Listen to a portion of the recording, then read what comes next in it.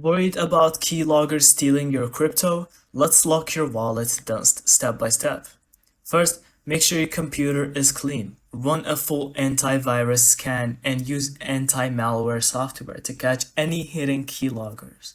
Next, enable two-factor authentication on every wallet and exchange you use. This adds a layer of security even if your password is compromised.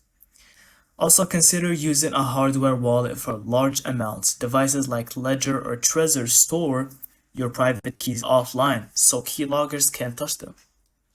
Always tap your passwords manually and avoid copy pasting them from files because some keyloggers capture a clipboard too. Also consider a password manager with auto-fill protection. It reduces typing and keeps your credentials safe. Lastly, stay alert. Don't click suspicious links and keep your system and apps updated. Even one vulnerability can be enough for malwares to sneak in. Follow these steps and your crypto wallets will be much safer from keyloggers. And thank you so much for watching. I hope you found this video helpful.